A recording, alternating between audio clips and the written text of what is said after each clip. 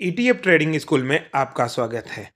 आज हम 25 जनवरी 2024 को ईटीएफ में डिलीवरेबल क्वांटिटी में कितने परसेंट का चेंज हुआ है, जिससे हम पता लगा सकें कि प्राइस स्विंग ट्रेड के हिसाब से बढ़ेगी या घटेगी। इसका आइडिया लेने के लिए हम समझते हैं। तो पहला ईटीएफ हम इस सीरीज में कवर कर रहे हैं, जिसका नाम है निफ्टी बीज।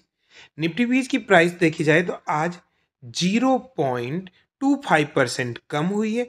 कल हमने डिस्कस किया था कि इसका वॉल्यूम कम हुआ है तो प्राइस से कम हो सकती है। और आज भी हम डिलीवरेबल क्वांटिटी के वॉल्यूम को देखें तो वो 6.11% बढ़ा है कल की तुलना में। और अगर हम 23 जनवरी वाले वॉल्यूम के देखें तो उसके हिसाब से अब भी वॉल्यूम बहुत कम है।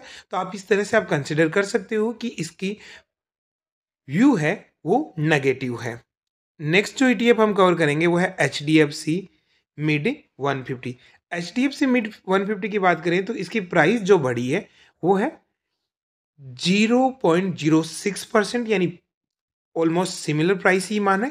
और अगर हम इसके वॉल्यूम को समझें तो कल इसका वॉल्यूम हमने देखा था कि 72% कम हुआ था, आज भी कम हुआ है हो और -10.37% डिलीवरेबल वॉल्यूम कम हुआ है। जो कल 93,000 था आज 83,000 है। और इस तरह से हम इसका व्यू भी नेगेटिव रख रहे हैं कि भाई मिड कैप में भी नेगेटिव व्यू है। नेक्स्ट जो हम कवर कर रहे हैं वो है H D F C S M L 250, यानी स्मॉल कैप 250 इंडेक्स का ईटीएफ। अगर इसकी प्राइस की बात की जाए तो इसकी भी प्राइस में हल्का सा चेंज हुआ है, 0.09% कम हुई है। कल भी हमने देखा था इसका वॉल्यूम थोड़ा कम हुआ था, आज इसका वॉल्यूम ज़्यादा कम हुआ है। तो पॉसिबिलिटी है कि कल इसकी प्राइस और ज़्यादा कम हो जाए, क्योंकि डिलीवरेबल क्वांटिटी का जो वॉल्यूम है वो 50% रह गया कल की तुलना में। और इस तरह से हम आगे देखते हैं। निफ्टी 500 की इंडेक्स पे बेस्ट ये 0.36% है, 0.36% कम हुआ है। कल हमने देखा था कि इसका वॉल्यूम बढ़ा है, पर साथ में ही हमने देखा है कि भाई इसकी वॉल्यूम बढ़ा था पर प्राइस कम हुई और आज वॉल्यूम भी कम हो गया। आज की वॉल्यूम को अगर हम कंपैरिजन करें तो ये 23 जनवरी वाले वॉल्यूम से भी कम हो गया है। तो जिससे आप आइडिया लगा सकते हो कि भाई वॉल्यूम रियली कम हुआ, कल वॉल्यूम ज़्यादा था। और अब तीनों इन लार्ज कैप का निफ्टी बीज ले लेते हैं, मिड कैप का H D F C mid 150 और स्मॉल कैप में हमने H D F C small 250 और फिर ओवरऑल सबको मिला के निफ्टी 500 हो गया। तो हम ये कह सकते हैं ब्रॉड मार्केट इंडेक्सेस जो है उसका रुख थोड़ा नेगेटिव है। कल हमने ये कंसिडर किया था कि भाई हो सकता है रिलेटिवली निफ्टी 500 रुके, क्योंकि जो पैसे हैं वो यहाँ से डाइवर्ट हो रहे हैं। अब अगला जो हम कवर कर रहे हैं वो हमारा सेक्टोरल ईटीएफ है बैंक बीज।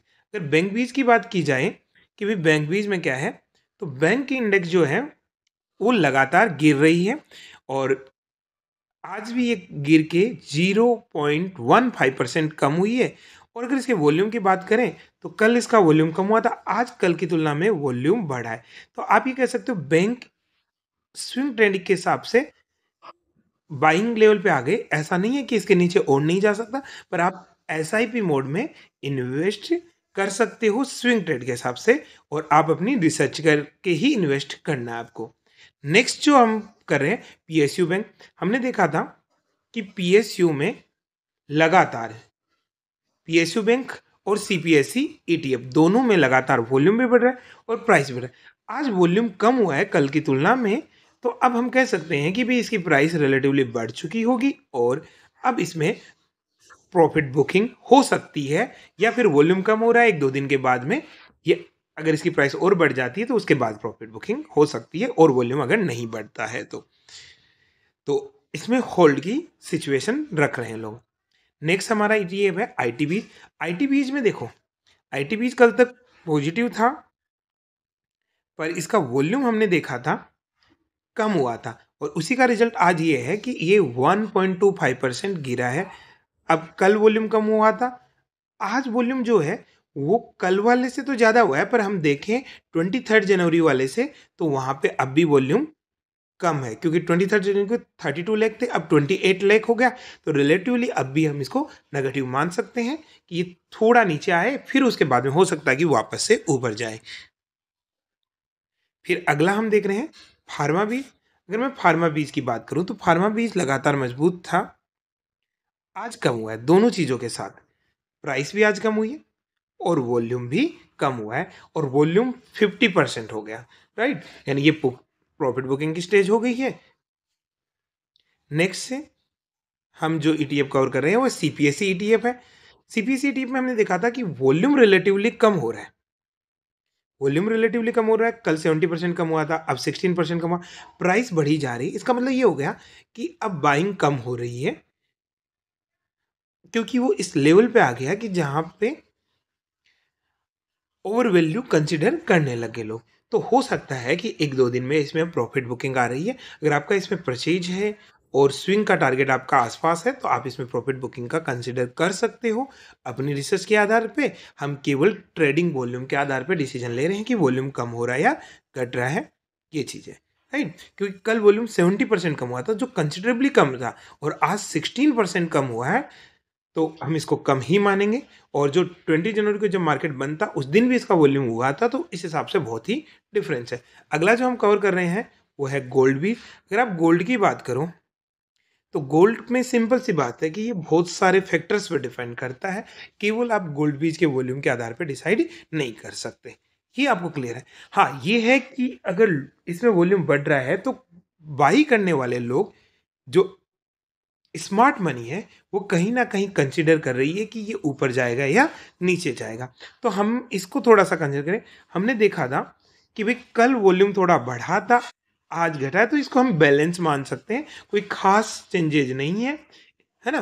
तो 52 पे ना तो ये बहुत हाई वैल्यू पे है और ना ही बहुत ही चीप वैल्यू पे है, तो हो सकता है इस हिसाब से इसको स्टेबल सा कंसिडर किया जा रहा है। कोई अदर फैक्टर आता है जिसकी वजह से इसकी प्राइस कम या ज़्यादा होती है, तब देखा जाएगा। फिर अगला है सिल्वर बीज। अगर सिल्वर बीज की बात करें तो सिल्वर बीज आज थोड़ा सा बढ़ा, 0.11%। कई दिनों से लगातार इसकी प्राइस गिर रही थी। साथ में ये था कि 24 जनवरी को इसका वॉल्यूम कम हुआ था, आज वॉल्यूम और कम हुआ है। अगर हम पहले वाले वॉल्यूम से देखें, जो 20 जनवरी को यानी सैटरडे को जब मार्केट ओपन था उस दिन जो वॉल्यूम है उसके आसपास का वॉल्यूम हो गया। तो अभी आप ये मान सकते हो कि सिल्वर को आप एसआईपी के जरिए बाइंग स्टार्ट कर सकते हो, और उसमें आपको स्विंग के हिसाब से कुछ बन सकता है। ये बिल्कुल नहीं है कि ये और नीचे नहीं जाएगा, पर ये उस लेवल पे आ गया जहाँ से हम बाइंग कर सकते हैं। तो आप लोट्स में बाई कर सकते हो, कुछ बाई किया और फिर आगे पे आप देख सकते हो किस प्राइस या किस टारगेट के लिए होल्ड करना चाहते हो। फिर हमारा है नेस्डेक 100 वाला मोन 100। मोन 100 में आप देखो प्राइस स्टेबल हो गई। देखो इसमें एक बात देखनी है आपको, मैफांग और मो 100 इनका वॉल्यूम थोड़ा अनस्टेबल सा है, क्योंकि ये एक यूएस मार्केट के इंडिया में लिस्टेड है, और तो इस हिसाब से इतनी पॉपुलरिटी नहीं है। इस चीज़ को आप देखो कि कुछ ही लोग बड़ा पैसा किसी चीज़ से कभी लगाते हैं, कभी नहीं लगाते। तो जैसे ये 25 जनवरी को है तो 1,85,000 था, और उससे पहले का हम वॉल्यूम देखें तो वो था 4 लाख, उससे पहले 5 लाख। तो आप कह सकते हो कि लगातार 2 दिन से वॉल्यूम गिर रहा है, पर आप 20 जनवरी के वॉल्यूम को देखो तो उसके हिसाब से तो वॉल्यूम इक्वल है। और इसकी प्राइस को भी आप ये कह सकते हो कि अब वो उस लेवल पे है जहाँ से आपको वेट करना चाहिए, नई पोजीशन लेने के नीचे नहीं चाहिए। हो सकता है और ऊपर चला जाए, है ना। और अगर आप ले रहे हो तो आप कंसिडर कर सकते हो एसआईपी के जरिए।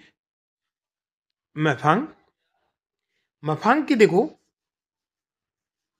अगर हम कल के वॉल्यूम की बात करें तो कल इसमें जो वॉल्यूम में बढ़ोतरी हुई थी वो 107% की थी, और आज की बात करें तो आज 51% की बढ़ा है।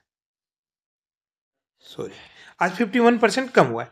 तो हम ये देख रहे हैं कि जो 23 जनवरी को जो वॉल्यूम था वही वॉल्यूम आज 25 जनवरी को है, तो रिलेटिवली इक्वल सा मान सकते हैं। और ये 20 और 24 का आप देखो इसमें कितना ज़्यादा जंप है ना। तो ये मैफांग और मोन 100 में आप ये देख सकते हो कि इसके वॉल्यूम जो है वो इतने कंसिडरेबली नहीं है, क्योंकि यूएस के मार्केट में वहां से कई चीज़ें इसको डिफेंड करती हैं। नेक्स्ट हम कवर करने वाले हैं कि भाई इनकी ओवरऑल समरी क्या है। देखो, निफ्टी बीज है, आज वॉल्यूम परसेंटेज बढ़ा हुआ दिख रहा है, पर मैं कंसिडर ये कर रहा हूँ कि ये कोई खास बढ़ा नहीं है, और आप इसे इस तरह से कंसिडर कर सकते हो कि अब ये स्टेबल या इससे नीचे ही जाने में। सेम बात हम मिड 150, स्मॉल 250 और निफ्टी 5, यानी सभी ब्रॉड मार्केट इंडेक्सेस के बारे में हम ये सोच रहे हैं कि ये अब न्यू एंट्री के हिसाब से सही नहीं है। थोड़ा करेक्ट हो जाए और वॉल्यूम दोबारा से बढ़ने लगे, तब आप स्विंग के लिए कंसिडर कर सकते हो। सेक्टोरियल में बात की जाए तो बैंक काफ़ी गिरा हुआ है, तो उसमें आप बाइंग आ सकती है। पर सेम टाइम पर आप पीएसयू बैंक की बात करें, तो आप पीएसयू बैंक को सीपीएस ईटीएफ के साथ कनेक्ट करके समझिए। पीएसयू बैंक में वॉल्यूम कम हुआ है, सीपीएसई ईटीएफ में भी वॉल्यूम कम हुआ है, पर ये दोनों हाई वैल्यू पे आ गए हैं प्राइस के हिसाब से, तो हो सकता है कि अब इनमें भी problem.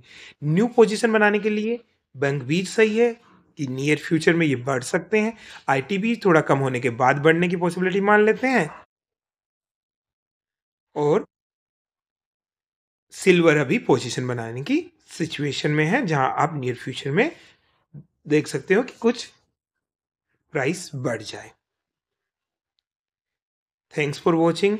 Don't forget to share, like, subscribe. तो सब्सक्राइब जरूर करना है चैनल को,